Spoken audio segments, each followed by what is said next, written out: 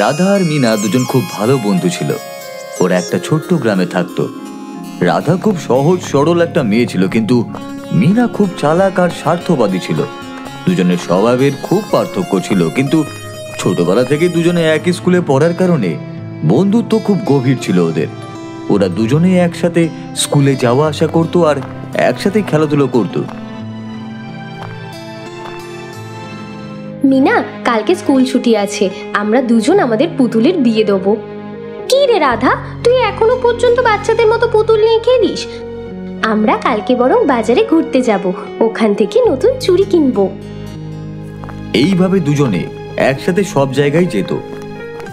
রাধার বাবা একজন চাষি ছিল, কিন্তু এইবার ফসল ভালো না হওয়ার কারণে ওনাকে জমি বন্ধক রাখতে হয়েছিল।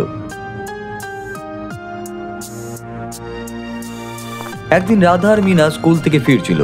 দুজনে গল্প করতে করতেই একসাথেই চলছিল। তখনই পাশ থেকে একজনের কান্নার আওয়াজ ভেসে আসে। দুজনে এদিক ওদিক তাকায়, কিন্তু ওখানে আশেপাশে কেউই ছিল না। ওরা যে রাস্তা দিয়ে আসছিল ওই রাস্তাটা খুবই শুনশান এবং জঙ্গলের রাস্তা ছিল। মিনা, শুনছিস? কারোর কান্নার আওয়াজ পাচ্ছি, যেন কেউ সাহায্যের জন্য কাঁদছে। হ্যাঁ, আমিও আওয়াজটা শুনেছি। হতে পারে কেউ হয়তো ফেঁসে গেছে, কিন্তু আমাদের কি? চল আমরা বাড়ি যাই তাড়াতাড়ি, এখানে দাঁড়ালে দেরি হয়ে যাবে। না, যদি কারো সাহায্যের প্রয়োজন হয় তাহলে আমাদের অবশ্যই সাহায্য করা দরকার। তাতে হয়তো একটু দেরি হবে, কিন্তু কেউ নিশ্চয়ই খুব সমস্যায় রয়েছে। তখনই আবার ঝোপঝাড় থেকে আওয়াজ আসে আর রাধা দাঁড়িয়ে পড়ে, কিন্তু মিনা দাঁড়াতে চায় না। দেখ, তোর যদি সাহায্য করার বেশি দরকার থাকে তাহলে তুই দাঁড়া, আর দেখ কার সাহায্যের দরকার। আমার খুব জোরে খিদে পেয়েছে, আমি বরং বাড়ি যাই। এটা বলে মিনা ওখান থেকে বাড়ি চলে যায়, কিন্তু রাধার মন কিছুতেই মানে না। ও ঝোপের পাশে গিয়ে দেখতে যায় যে আওয়াজটা কোথা থেকে আসছে। রাধা যখনই ঝোপঝাড়ের পাশে যায় তখনই ওকে দেখতে পায় যে ওখানে একজন সুন্দর পোশাক পরা একটা খুব সুন্দরী মেয়ে দাঁড়িয়ে রয়েছে। ও ভীষণভাবে চেষ্টা করছে নিজেকে ছাড়ানোর, কিন্তু কিছুতেই পারছে না। আরে, তুমি এখানে কিভাবে আটকে গেলে? দাঁড়াও, আমি তোমাকে সাহায্য করছি। এটা বলে রাধা ওনাকে সাহায্য করতে থাকে, আর অনেক চেষ্টা করার পর ঝোপ থেকে ওনাকে বের করে ফেলে। ওখান থেকে বের করে ফেলার পর রাধা ওনাকে ভালোভাবে দেখে। উনি একজন পরী ছিল। তোমাকে অনেক অনেক ধন্যবাদ। আমি পরী। আমি আকাশ থেকে পৃথিবী ভ্রমণের জন্য এসেছিলাম, কিন্তু যখনই আমি ফিরতে যাই তখনই আমার পাখনা এই ঝোপে আটকে যায়।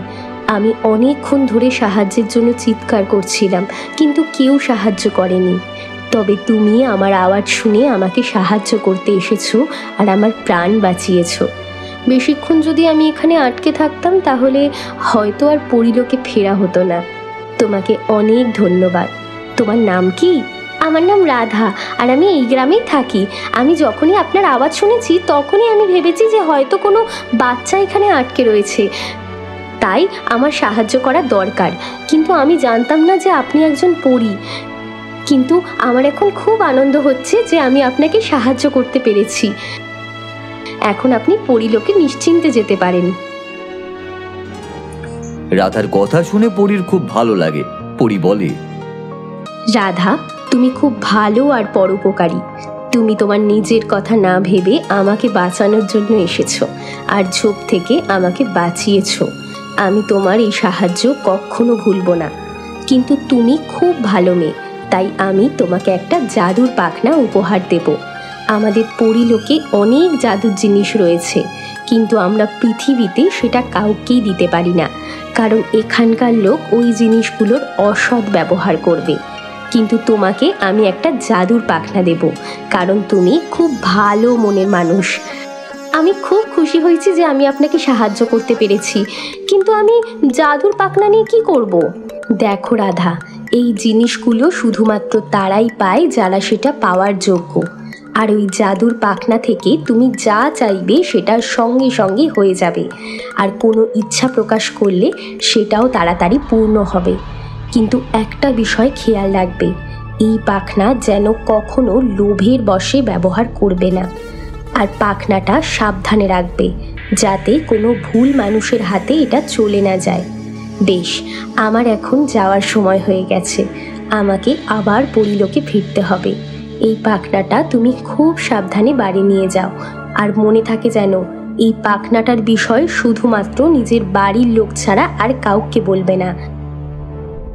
পরি তার পাখনা রাধাকে দিয়ে ওখান থেকে উড়ে আকাশে চলে যায়। এটা দেখে রাধা খুব আশ্চর্য হয়ে যায় আর মনে মনে খুব খুশি হয়, এই ভেবে যে ও ওই পরীর সাহায্য করতে পেরেছে। রাধা ওই পাখনাটা একটা বাক্সতে সাবধানে রেখে দেয়। রাধার বাবা তার জমি যার কাছে বন্ধক রেখেছিল, সে তার টাকা নেওয়ার জন্য রাধাদের বাড়িতে আসে আর ওর বাবার কাছ থেকে টাকা চায়। আমার টাকা ফেরত দিয়ে নিজের জমি ছাড়িয়ে নাও। যদি তুমি 1 মাসের মধ্যে আমার সব টাকা শোধ না দিতে পারো তাহলে কিন্তু এই জমি আমি আমার নামে করে নেব। ওনার এই কথা শুনে রাধার মা বাবা খুবই দুশ্চিন্তায় পড়ে যায়। এখন তারা এত টাকা কোথা থেকে জোগাড় করবে? ওর মা বাবার সমস্যা দেখে রাধার পরীর দেওয়া পাখনাটার কথা মনে করে। মনে মনে ভাবে যে ও যদি ওই পাখনাটার সাহায্য নেয় তাহলে কেমন হবে। রাধা ওই পাখনাটা হাতে নিয়ে বলে যে জমি ফেরত পাওয়ার জন্য তার 50,000 টাকা লাগবে। তখনই রাধার হাতে 50,000 টাকা চলে আসে। এটা দেখে রাধা খুব খুশি হয়ে যায়। ও দৌড়াতে দৌড়াতে মা বাবার কাছে যায় আর ওদেরকে পাখনার সমস্ত কথাই খুলে বলে। আমি তো এই পাখনাটার কথা ভুলেই গেছিলাম, কিন্তু আজকে তোমাদেরকে এইরকম দুশ্চিন্তায় দেখে আমার এই পাখনাটার কথা মনে পড়লো। আর তোমাদের কষ্টের কথা জানাতেই দেখো এই টাকা আমার কাছে চলে এলো। এখন এই টাকা তুমি ওনাকে দিয়ে জমি ফেরত নিয়ে নাও। যখনই রাধার সামনে কোনো রকম সমস্যা আসতো তখন ওই পাখনাটার সাহায্যে সমস্যা থেকে বের হতো, কিন্তু ও কখনোই লোভের কারণে এই পাখনার ব্যবহার করেনি আর এটা থেকে কখনোই কোনো অদ্ভুত কিছুও চায়নি। রাধা ওই পাখনাটা বাক্সতে ভরে সেটা নিয়ে স্কুলেও যেত। একদিন মিনা রাধার ব্যাগে ওই বাক্সটা দেখতে পায়। ওই বাক্সটা দেখে মিনা ভাবে যে এর মধ্যে এমন কি রয়েছে। মিনা ওই বাক্সটা বের করে খুলে দেখে ওর মধ্যে একটা পাখনা রয়েছে। মিনা মনে মনে ভাবে আর মিনার মনে পাখনা নিয়ে লোভ জন্মায়। ও তখনই ওটা চুরি করে নেয়।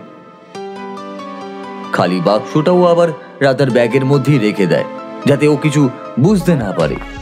মিনা ওই পাখনাটা নিজের ব্যাগের মধ্যে লুকিয়ে নিয়ে বাড়ি ফিরে আসে আর আসতে ওই পাখনাটা ভালোভাবে দেখে আর ভাবে যে এই পাখনাতে এমন কি রয়েছে যার জন্য রাধা ওর থেকে এটাকে লুকিয়ে রেখেছে। অনেক দেখার পরও মিনা কিছুই বুঝতে পারে না আর ও পাখনাটাকে রেখে শুয়ে পড়ে। সন্ধ্যাবেলা মিনার ঘুম ভাঙে। তখন ও স্কুলের দেওয়া হোমওয়ার্ক করতে বসে পড়ে। আজও অনেক হোমওয়ার্ক পেয়েছিল। যখনই ও হোমওয়ার্ক করতে করতে হাঁপিয়ে যায় তখন ও খুব জোরেই চিৎকার করে বলে, হে ভগবান, এই স্কুল থেকে কত হোমওয়ার্ক দেয়, যদি কেউ আমার হোমওয়ার্কগুলো করে দিত। মিনা শুধু এটুকুই বলে, ব্যাস তাতেই ওর সব হোমওয়ার্ক হয়ে যায়। এটা দেখে মিনা অবাক হয়ে যায়। ও মনে মনে ভাবে যে এর আগে তো কখনো এরকমটা ঘটেনি। কোনো কাজ একা একা হয়ে গেছে এরকম তো ঘটেইনি। নিশ্চয়ই এটা ওই পাখনাটার জন্যই হয়েছে। ওই পাখনার জাদু পরীক্ষা করার জন্য মিনা পাখনাকে বলে যে ওর স্কুলের জন্য নতুন ব্যাগ চাই, কারণ ওর পুরনো ব্যাগ ছিঁড়ে গেছে। আমার ব্যাগটা খুব ছিঁড়ে গেছে, যদি আমার কাছে একটা নতুন ব্যাগ হতো। ওর এইটুকু বলার সাথে সাথেই ওর সামনে একটা নতুন ব্যাগ চলে আসে। মিনা খুব খুশি হয়ে যায়। ওই পাখনাটা খুব যত্ন করে রেখে দেয়। পরের দিন মিনার ভালো মন্দ কিছু খাওয়ার ইচ্ছা প্রকাশ করে। তখনই ও ওই পাখনাটার কাছে যায় আর ওর সামনে খাবার হাজির হয়ে যায়। মিনার এইরকম ছোট ছোট কিছু ইচ্ছে পূরণ হতে থাকে। তখনই ওর মনে লোভের জন্ম নেয় যে যখন ওর কাছে জাদুর পাখনা রয়েছে তখন এটার সুযোগ নেওয়া উচিত। পরের দিন মিনা আর রাধার স্কুলের রেজাল্ট বেরোয়। রাধা পুরো স্কুলের মধ্যে প্রথম হয় আর টিচার খুব খুশি হয়ে ওকে একটা ঘড়ি উপহার দেয়।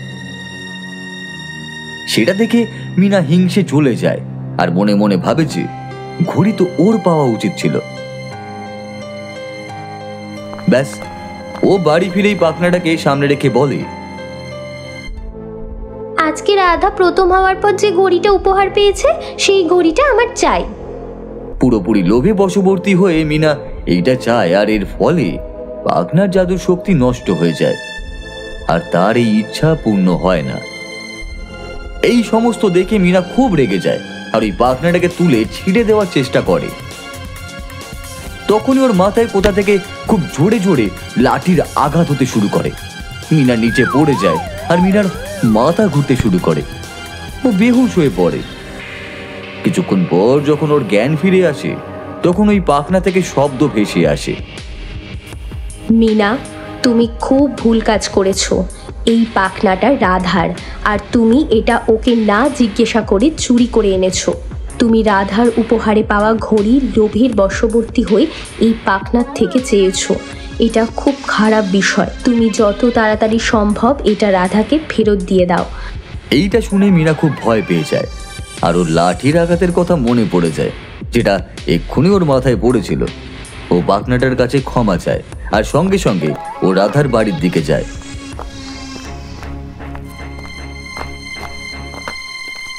মিনা রাধার বাড়িতে পৌঁছে রাধার কাছ থেকে ক্ষমা চেয়ে বলে, রাধা, আমাকে ক্ষমা করে দে।